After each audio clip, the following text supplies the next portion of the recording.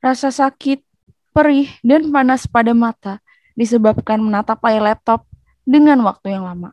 Laptop menghasilkan radiasi. Radiasi inilah yang menyebabkan mata menjadi sakit karena berkegiatan terlalu lama di depan laptop.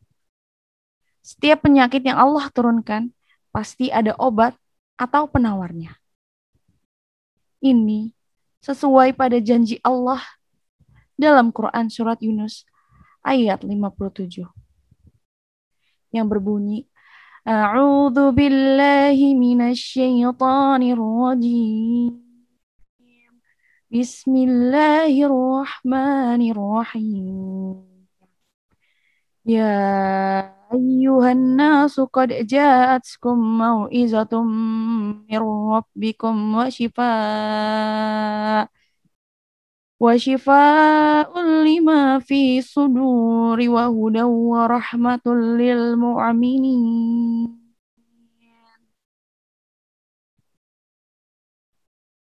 Arti dari Quran Surat Yunus yaitu,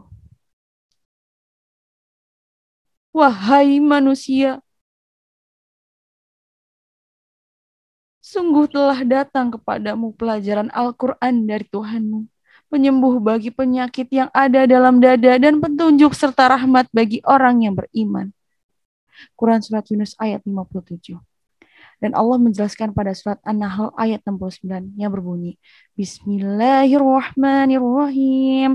Thumma kulli min kulli thamarati fasluki subul rabbiki dhulula yakhruju min butuniha syarabun mukhtaliful alwanu fihi shifaa'un linnas inna fi dzalika laayatan liqaumin yatafakkarun, yang artinya, kemudian makanlah dari tiap-tiap macam buah-buahan dan tempuhlah jalan Tuhanmu yang telah dimudahkan bagimu.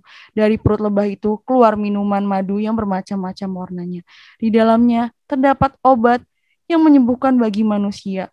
Sesungguhnya pada yang demikian itu benar-benar terdapat tanda kebesaran Tuhan bagi orang-orang yang memikirkan. Quran Surat An-Nahl ayat 69.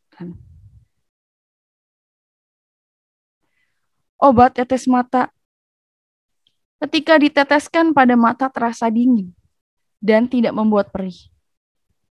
Hal ini dapat terjadi karena kandungan yang ada dalam obat tetes mata, yaitu asam borat H3BO3. Asam borat ini dalam obat tetes berperan sebagai larutan penyangga karena dapat menstabilkan pH sehingga sesuai dengan pH dalam air mata.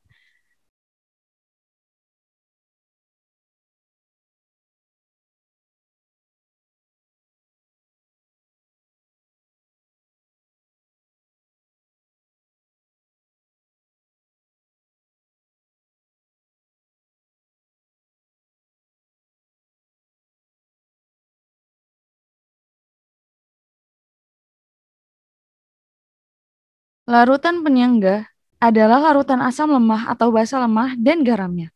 Larutan penyangga mengandung konsentrasi asam yang relatif besar untuk bereaksi dengan ion ohamin yang dapat ditambahkan ke dalamnya dan harus mengandung konsentrasi basa yang sama untuk bereaksi dengan ion H yang ditambahkan.